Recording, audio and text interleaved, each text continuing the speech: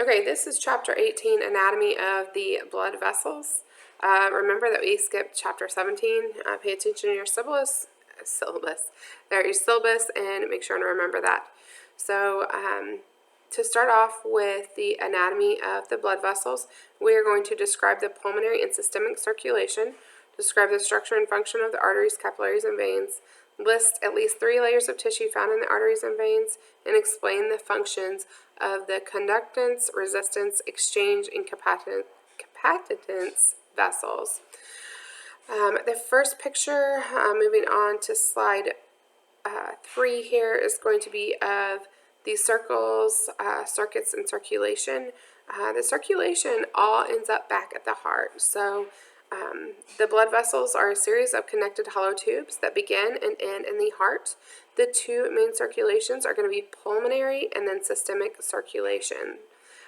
Just as before with the past anatomy and physiology lecture, I please expect you to be paying attention to the slides at the same time, and I'm going to be telling you what slide number I'm on. With pulmonary circulation, this is where the blood is carried from the right ventricle of the heart to the lungs and back to the left atrium of the heart. With systemic circulation, this provides the blood supply to the rest of the body. So think the whole system, think the rest of the body. From the left ventricle to all capillaries beds to the right atrium. Slide 5 here. There are different types of blood vessels. They are going to include arteries, capillaries, and veins. Arteries are going to be blood vessels that carry blood away from the heart. They are red in color due to the oxygenated blood. Arterioles are going to be the smallest arteries in our body. Moving on to capillaries, these are going to be where the blood flows from the arterioles into the capillaries, the smallest and most numerous of all the blood vessels. They connect the arterioles with the venules, so the blood color is from red to purple to blue. At the capillary level, though, the blood gives up its oxygen to the tissues, and the unoxygenated blood leaving the tissues is therefore bluish in tint. So then that leaves us with the veins. The veins are blood vessels that carry blood back to the heart, and the venules are the smallest veins. The small venules converge to form fewer but larger veins. The largest veins empty the blood into the right atrium, and the color is blue because they transport unoxygenated blood. So a slide describing of what I just said is going to be the next slide, slide 6 here, showing you the red meaning oxygenated blood or arteries, and the blue meaning the veins, and then the cross down there below of going from red to purple to blue in the exchange of oxygen. Going into the arteries just a little bit more, they have a thick wall that is made of 3 layers. The function of the arteries, again, is to carry blood from the heart to the arterioles. The arterioles are thinner walls that contract and relax due to the muscle change. The capillaries, their structure is going to be a layer of endothelium tissue, and the function of capillaries is the exchange vessels. The veins, the structure are 3 layers within veins as well, but thinner and more elastic than arteries. Veins also contain valves, as if you've ever heard a nurse or doctor that's trying to get an IV stick in before, and they'll say, oh, I got into a valve, then that's what they mean. The valves are what is taking and allowing the blood not to backflow back to the rest of the body, but to create it like a pump and going all the way back up to the heart. The venules are going to be thin walls and hold and store blood within them. So then slide 10, 11 there is going to show you more pictures of those arteries versus vein walls. The layers of the blood vessel walls are going to be all except capillaries, okay? So there's the tunica intima, which is the innermost layer. It's made up of endothelium tissue, and it forms a slick, shiny surface containing the endocardium. The tunica media is going to be the middle layer, and it's elastic tissue and smooth muscle. And then lastly, the tunica adventitia. This is the outer layer and connective tissue, and think it's going on an adventure on the outdoors, is what I think. Its main function is to support and protect the blood vessel itself. What arteries do, slide 13 here, They are conductance vessels. They are large arteries. They conduct blood from the heart to the arterioles. The arterioles are resistant vessels. They resist the flow of blood by constricting it or offer less resistance by dilating. A narrow or constricted vessel offers an increased resistance to blood flow, and a wider or dilated vessel offers less resistance. With capillaries, they have exchange vessels. Capillaries allow the exchange of nutrients and waste, and they have the thinnest walls. Veins and venules, they have capacitance vessels which store blood. About 70% of the total blood volume is stored in this area on one side of the venous side of circulation. Next on, we're going to move to lesson 18.2, or the second part of this PowerPoint presentation. So we're going to talk about the major arteries of systemic circulation. So you should be around slide 15 and moving on to a picture on slide 16 right now, showing you those major arteries. The aorta there in the picture is going to be the mother of all arteries, or the largest artery that we have. It is located within the left ventricle of the heart, and it curves and descends throughout the thorax and abdomen, then splits into two common iliac arteries.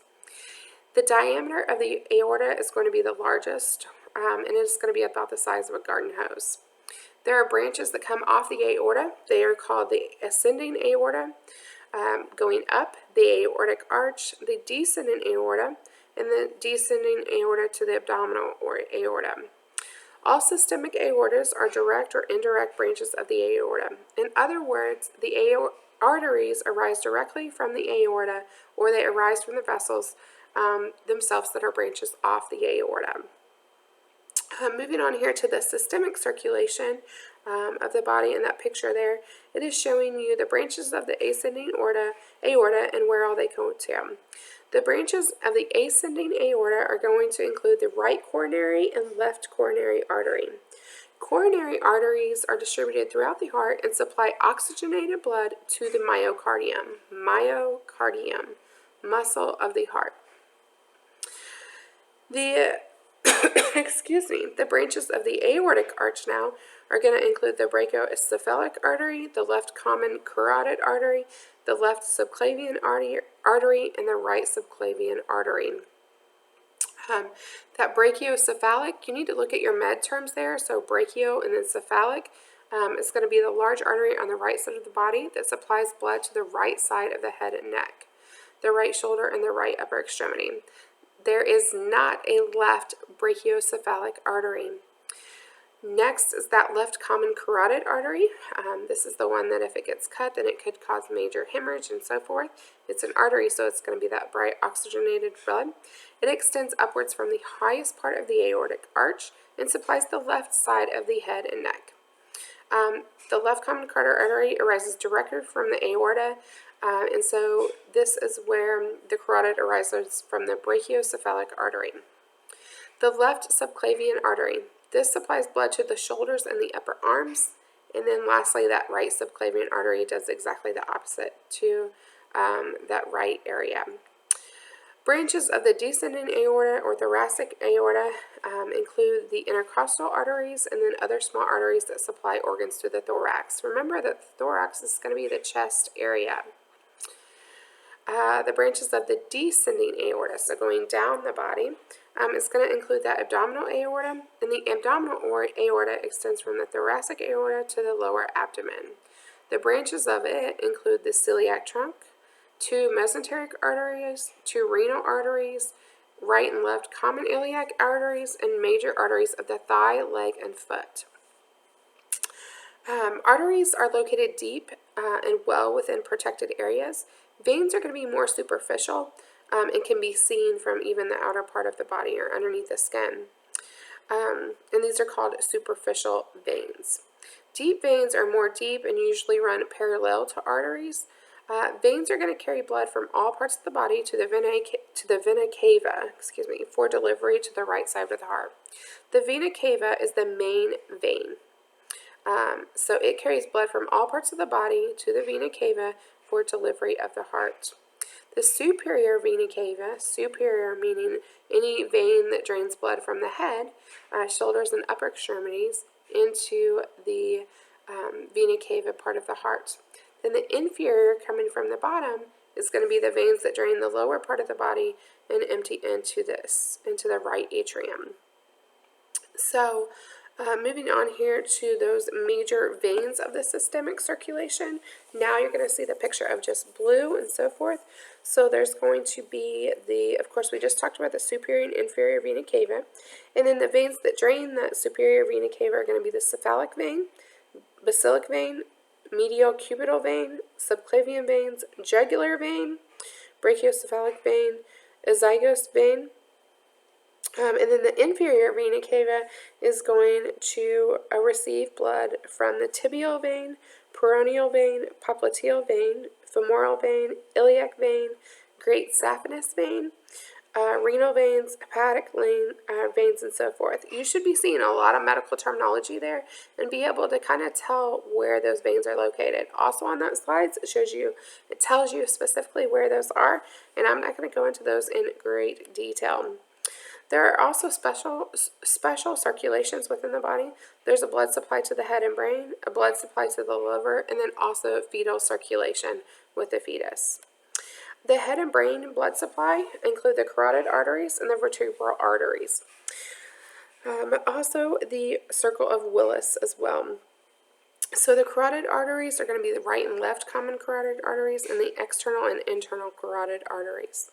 Vertebral arteries pass up the post-lateral neck towards the brain, and there are right and left vertebral arteries and basilar artery, which is at the base of the brain. The circle of Willis is going to be considered a circle of arteries composed of branches from the internal carotid arteries and the basilar artery. And then lastly, the venous drain of the head and brain is going to include those external jugular veins and the internal jugular vein. The external jugular vein drains blood from the posterior head and neck region, where the internal jugular vein drains blood from the anterior head, face, and neck. You should be able to see these on a picture on slide 30 now, and showing you red, of course, with arteries and blue with veins. Continuing on here with those special circulation systems. So also there are other veins, including the portal vein, the hepatic artery, and the hepatic vein. The hepatic portal circulation brings the end products to the digestion of the liver. That's why you should be hearing hepatic, meaning hepat for the liver. The liver extracts the digestive end products and works on them.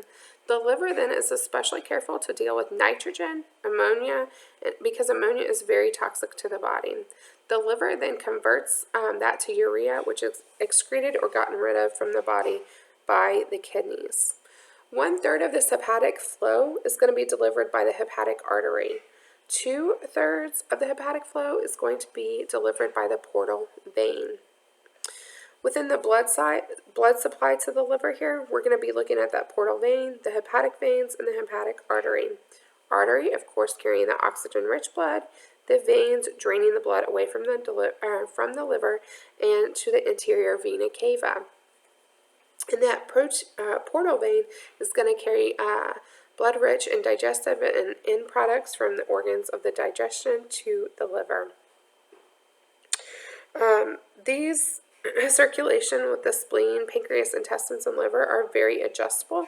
They respond to the changing body needs.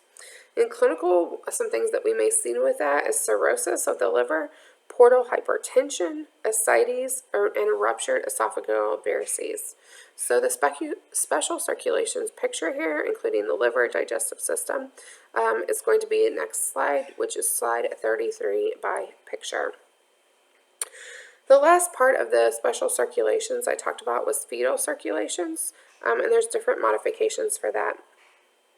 So fetal circulation is mainly going to involve the umbilical cord. The umbilical cord contains one vein and two arteries. Same colors here, but they actually are going to carry the opposite thing in fetal circulation. So note that the umbilical vein carries oxygen-rich blood, which is the opposite of regular circulation, whereas umbilical arteries actually carry oxygen-poor blood. So it's the exact opposite in fetal circulation, an important thing to keep in mind. Slide 36 here, you're going to see a picture of that fetal circulation and the building blocks for that, and the umbilicus wrapped around there. The umbilical cord is the cord that attaches to your belly button, and the cord that falls off once it dries after birth. Lastly, I want to talk about the pulse a little bit. The pulse is going to be the pressure wave caused by the alternating expansion and recoil of the arteries by each beat of the heart. The ventricles pump blood into the arteries at an average about 72 times per minute. I know last week we talked about the anatomy of the heart, and we talked about the normal pulse range being from 60 to 100, not to be confused by what I was saying a few weeks ago of 80 to 100. So please remember that the normal pulse range is 60 to 100. The radial pulse is going to be the most commonly used. Please look at the pulse points at the next slide because these are important for you to remember. We went over these last year, but you need to go ahead and refresh yourself with them. The pulse points are going to help you determine the heart rate of the patient. You're also going to look at the rhythm of the heart rate, whether it's regular or irregular. You're going to note the strength of it, whether it is weak or strong.